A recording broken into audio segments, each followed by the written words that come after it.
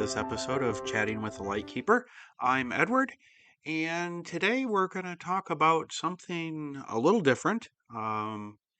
Really wasn't something I had planned on or had scripted talking about, but it's funny how things just happen, and out of those things that happen, great ideas come to mind. And this is one of those ideas, and I guess it's up to you, everybody who's listening, to decide whether my idea today is great or not so great. But over the last few weeks, I've been interacting with some more people asking questions, reaching out for advice, and I heard something that was surprising to me. Um, a few of these people were a little bit daunted, I guess you could say, to reach out because they felt that I'd be busy, wouldn't have time for their question. Was their question, the old, gee, am I asking a dumb question? Oh, I mean, the answer really is the only dumb question is the one you don't ask. But they just felt reaching out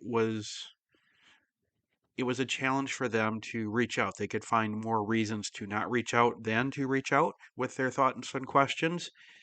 And then I'm kind of stewing over that, and a friend of mine shared on social media how people tend to forget that behind every podcast like this, behind every blog, behind every meme, behind every Instagram account and Facebook account and Twitter and whatever, TikTok and YouTube, all the places we go for our social media, there's a person behind it.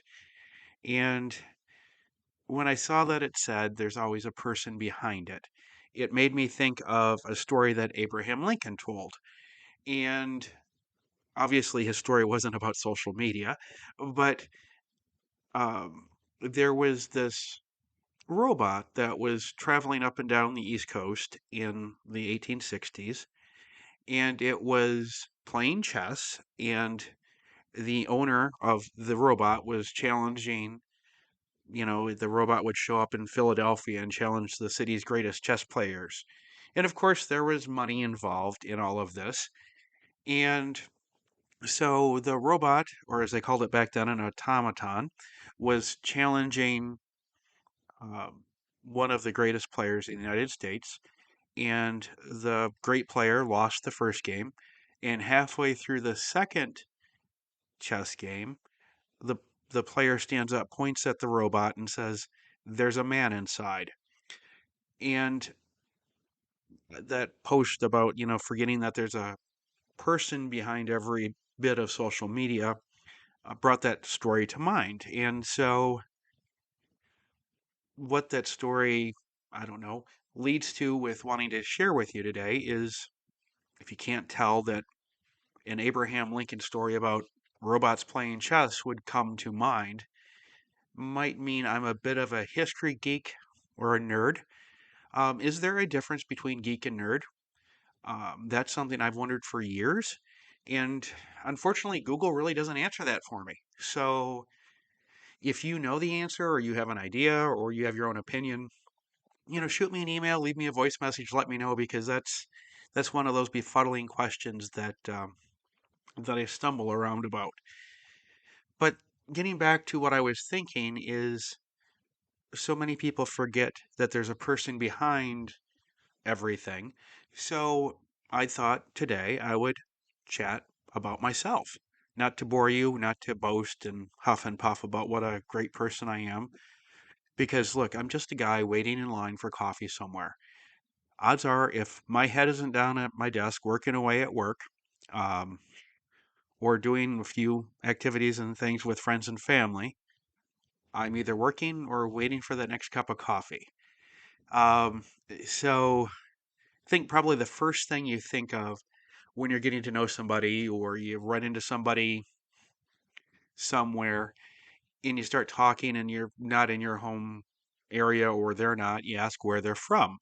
And if you're online, oftentimes, there's wonderful spam bots, chat bots, things that will occasionally pop into your social media where they'll say, like, how are you? And you respond, oh, I'm having a crappy day.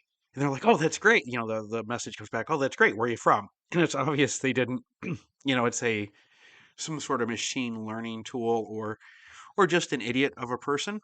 And they ask where you're from. And so rather than just spew it out, um, being a nerd that I am, I answer with a riddle, which always, if it is a real person, confuses the living daylights out of them. So I think I'll share my bad riddle as to where I'm located, which if you can't figure it out, because I know it says on Instagram, says it on Twitter. So I'm pretty sure even shares it on my Facebook where I'm from. So if you haven't looked there, here's the riddle. To the west of me is the home of a famous Ford.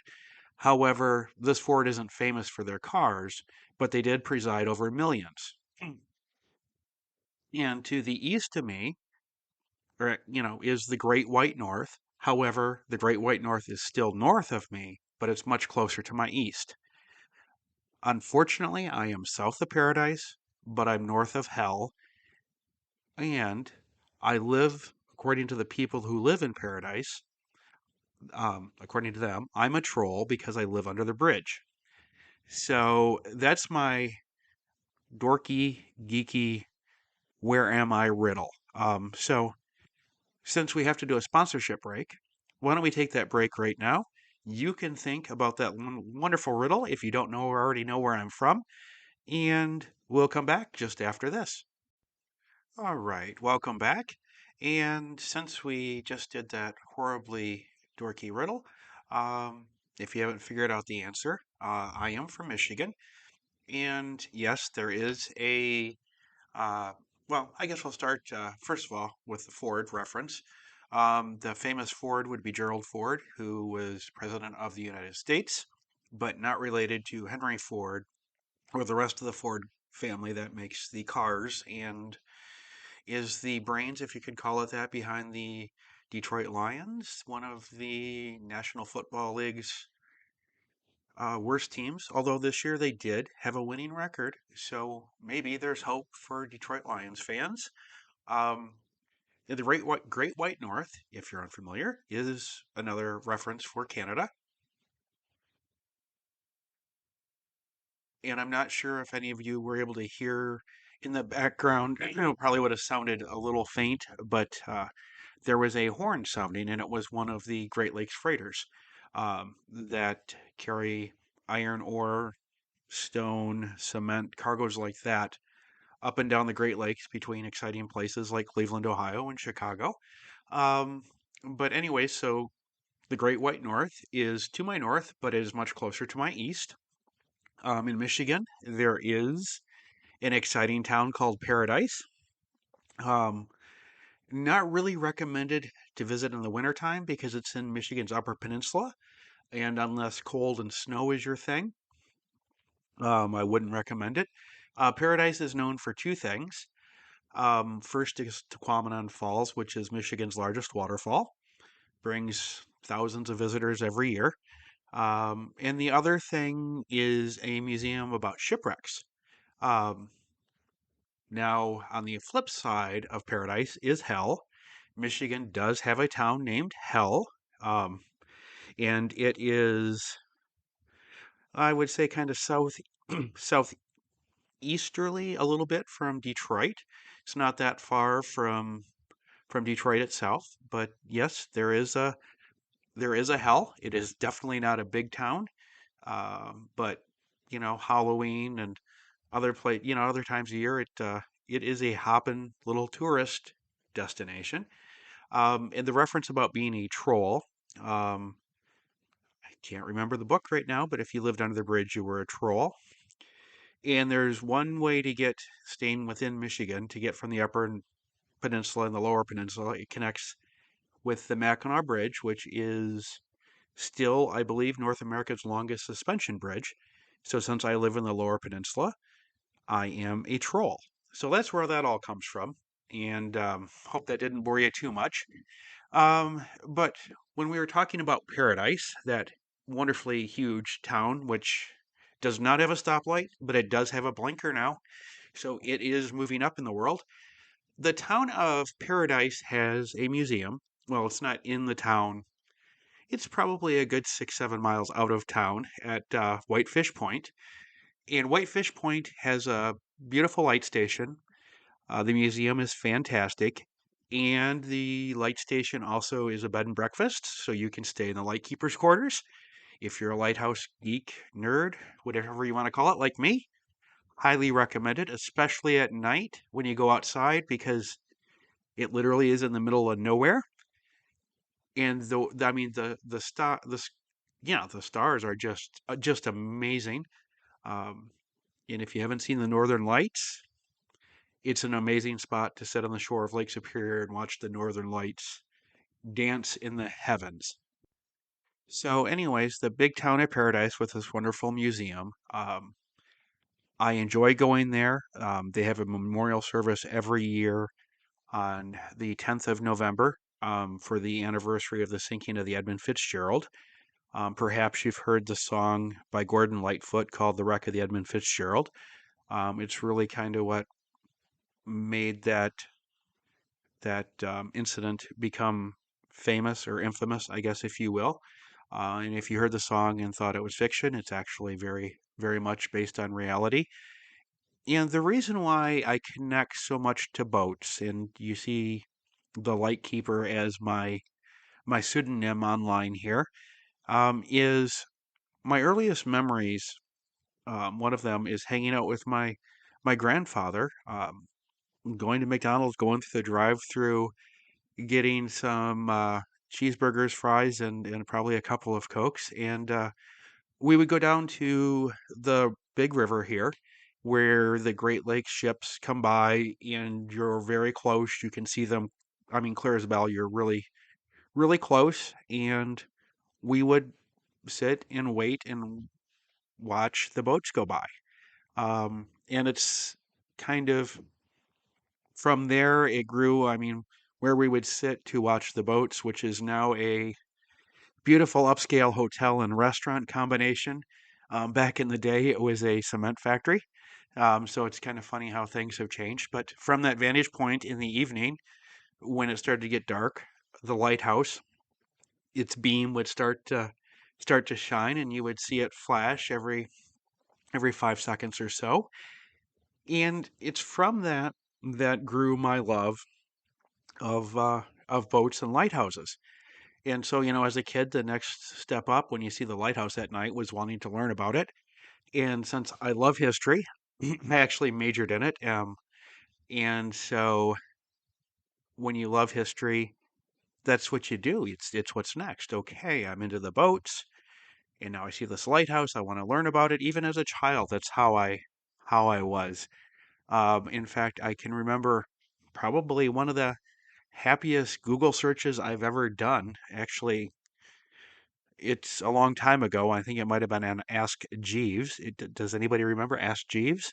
But I was curious because at the time I was not living close to a Great Lake. I was still in Michigan, but I wasn't. It's about an hour away from one of the lakes, but it wasn't a spot where you had good ship watching. And so I searched for, you know, people who like to look at Great Lake shipping, and lo and behold, I was quickly doing a happy dance because there's a whole bunch of us, and they had a website, and it connected you to other people, and they have gatherings, and so yeah, happy dancing. And it was a great thing to find to connect with other people who enjoy the same thing. So the lighthouse is obviously something I enjoy, the history, the boats. The other thing, and it fits very nicely with how I look at DS. A lighthouse is built on the ground. It's not in the water, well, unless it's a light ship, but that's another story. But a lighthouse is sitting there on the shore, and its light goes out to, depending on what the purpose of the lighthouse is, either warn people stay away. But in most cases, a lighthouse is saying, head this way. This is safe harbor over here. This is safety. This way to safety. And in a way, it's symbolic of a dominant.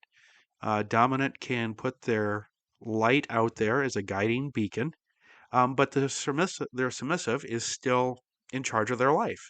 In other words, they are captain of their ship, and they could be, plotting their course with their ship and see their dominant's beacon saying this way, and the submissive still has the choice whether to follow the beacon, follow that guiding light, or make their own choices.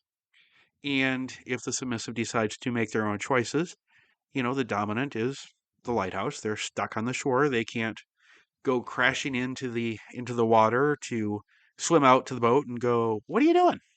Can't do that. So it brings the whole, for me, it ties in the guidance, but yet the independence in how they're interlinked.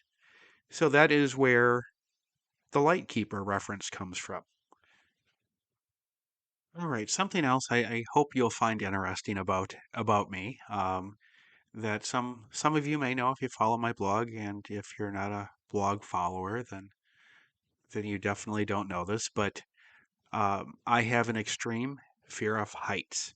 The Mackinac Bridge, which I talked about connecting the two peninsulas of Michigan, being that I like to go to the Upper Peninsula of Michigan, especially to watch the Great Lakes boats. Sault Ste. Marie is a great place to do that. You have to go across the bridge. It's very high. Scared the bejesus out of me. The first time I drove it by myself, I didn't actually drive it. I stopped and at the state police post there.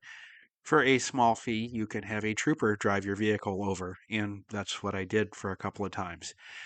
So I have this fear of heights, which is something that I'm always working on to get better at managing, and it sort of clashes with one of my favorite things in the world to do.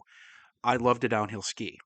I can still, to this day, and I'm 51 and went skiing for the first time when I was in third grade. I can still tell you um, the car my dad drove to the little ski hill. I can, if I smell the smell again, what the lodge smelled like. The best way I could describe it would be the combination of stale beer and sweat that you'd find in an old grungy bowling alley. Um, that would be the smell.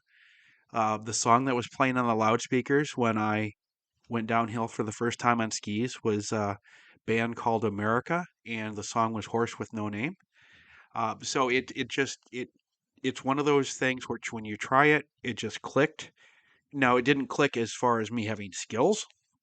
I think I spent more time on my butt and on my face than I did actually sliding down the hill, but I loved it. The only problem is I'm afraid of heights. And how do you get up the hill after you skied?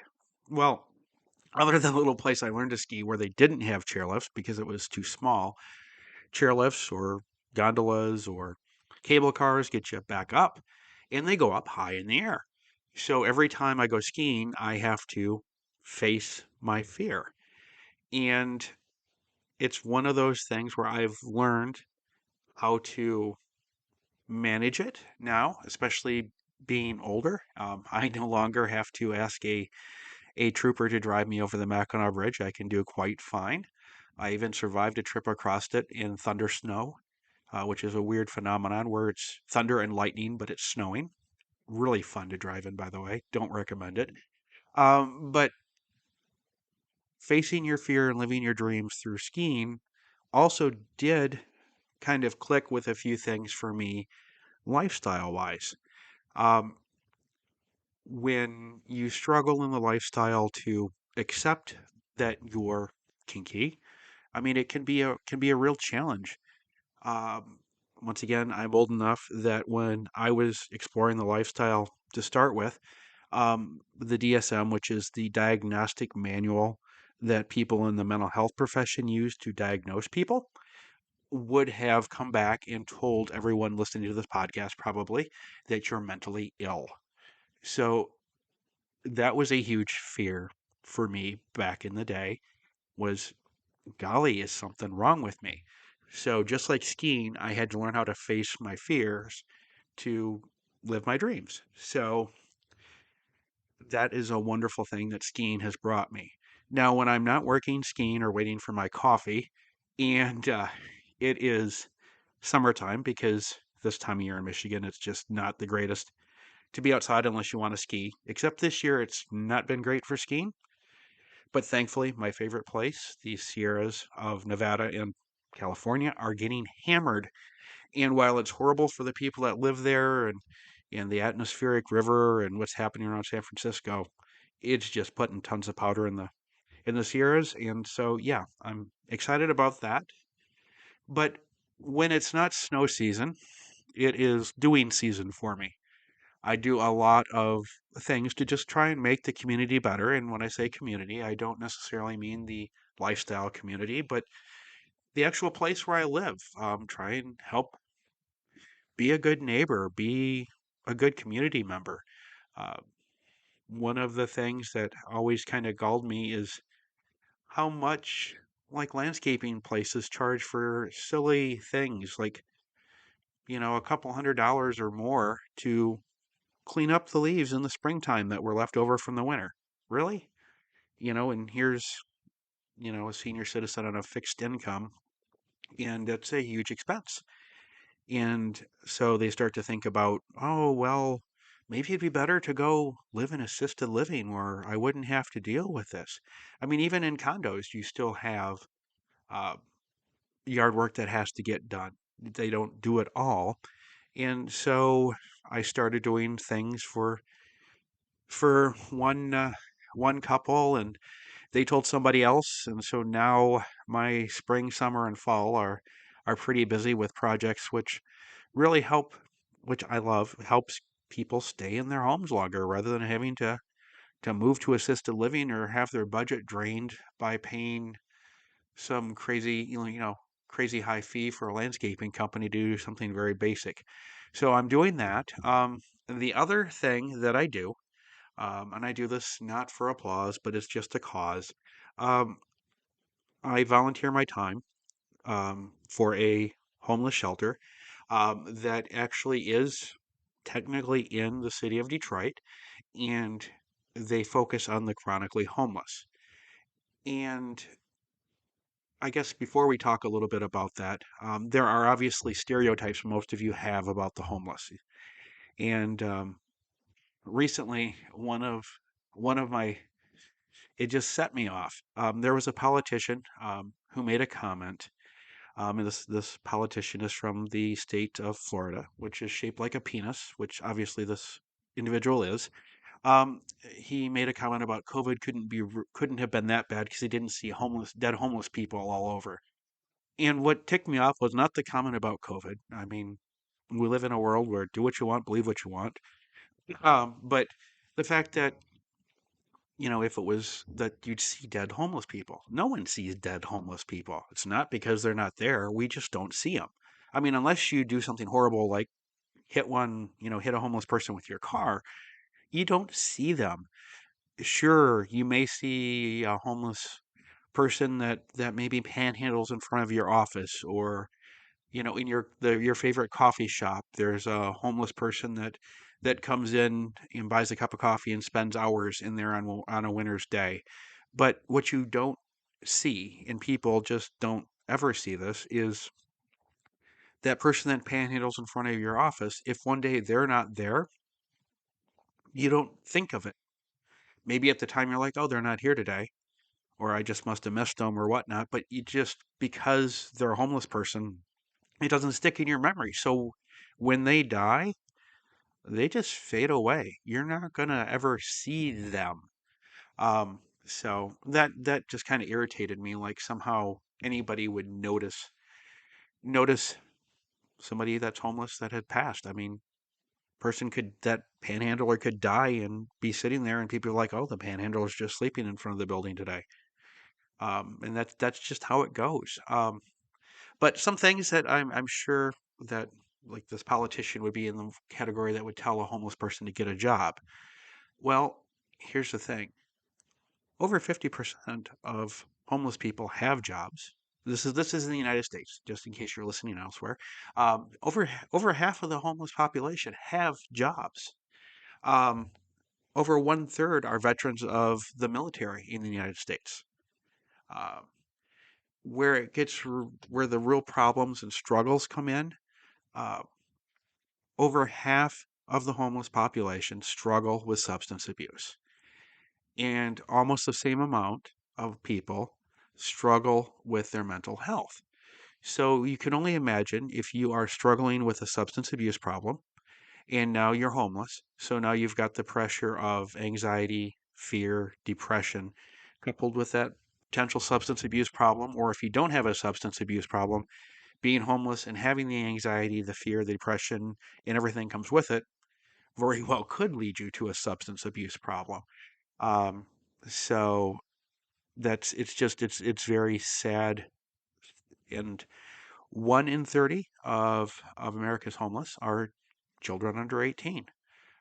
Tonight, wherever you're listening, tonight in the United States, supposedly the richest country in the world, a 500,000 people will not have a roof over their heads.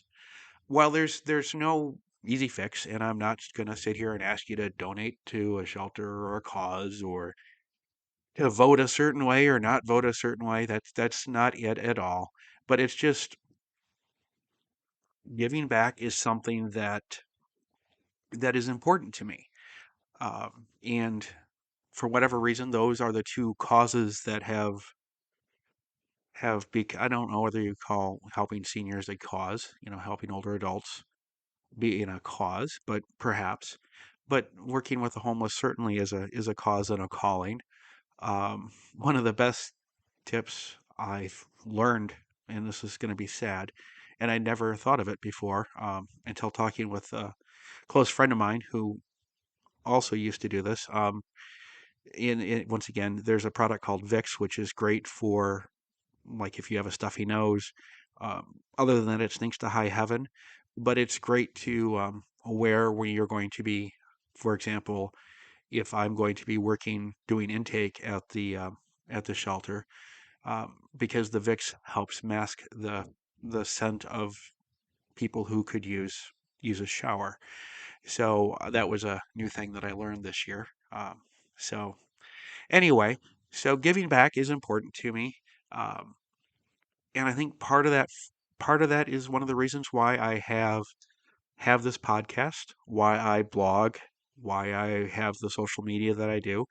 It's giving back, it's sharing my experiences, and hoping that my experiences can help other people, especially in the lifestyle, not make the not make the same mistakes that I have or things that I have seen. The other part that plays a part in that is, unfortunately, I can't draw, I can't paint.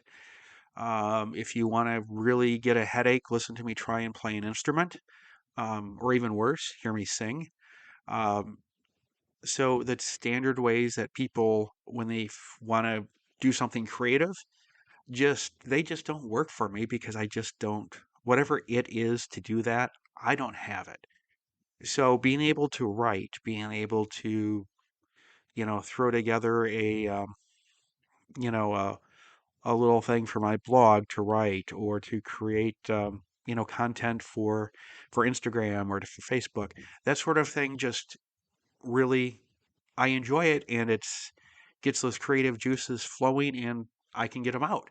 And in the process, I can hopefully help a few people along the way learn. And please don't think with all the stuff that I've talked about today, volunteering, giving my time, that I'm some sort of saint. I am not. I mean, a lot of the lessons that I talk about in the lifestyle are from things that I have done wrong. Um, I am certainly not a perfect person, and it's certainly not based on I don't know, sometimes it feels like people are preaching at you because they feel that they're better than you when they're trying to convince you to do or not do something. And that is hopefully that doesn't come across that way because I am certainly not. I am just your standard screwed up normal human being waiting for my coffee. Um, and when I said I'm not a saint, I will say this: I've only been arrested one time. Um, actually arrested, put in handcuffs, hands behind the back, got to hear the wonderful Miranda warning, which is longer, by the way, in person than what they show on TV. Um, I was 15 years old. I was out with some friends before the night before our junior prom.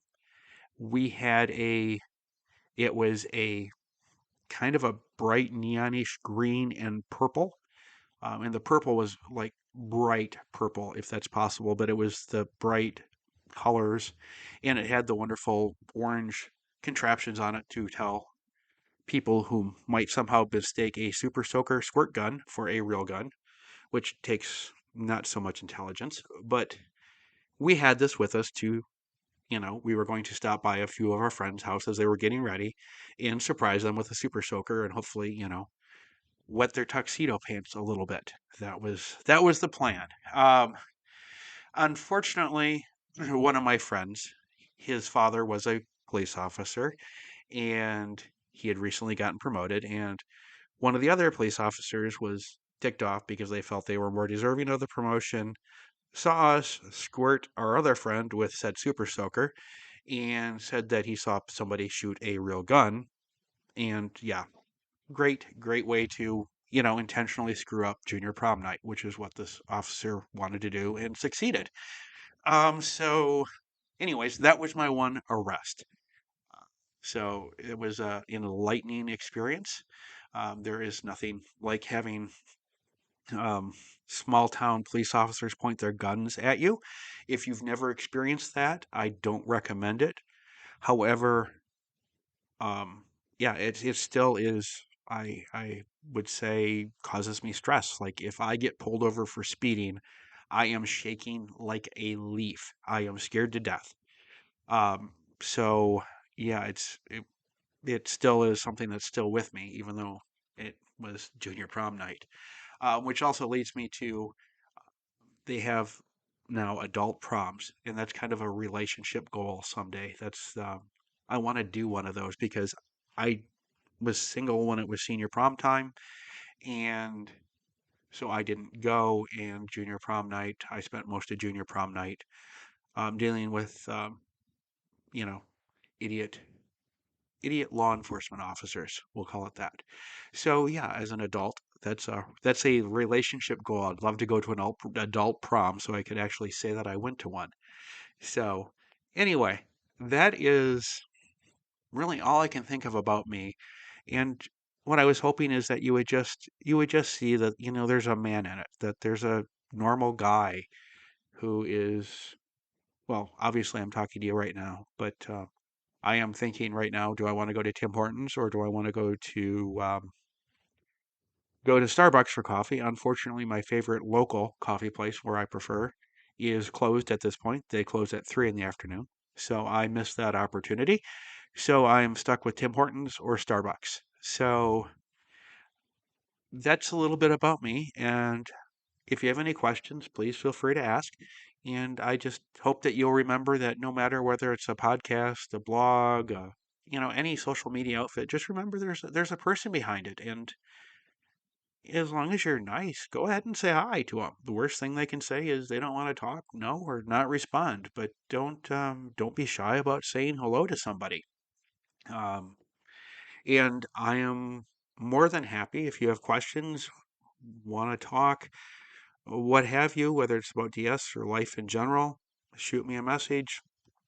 Look me up on Instagram, Facebook, Twitter, Chatting with the Lightkeeper. You'll find me across all those platforms.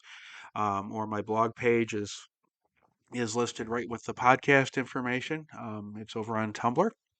So just feel free to say hi. More than happy to help, share my thoughts for what they're worth. And well, now that that's over, it is time for me to get some coffee and hope I won't have to wait too long in line before I go. Please, if you listen to Spotify Mobile, please feel free to vote in the little poll question. And once again, at the start of the show, I'm still not confused if there's a difference between a geek and a nerd.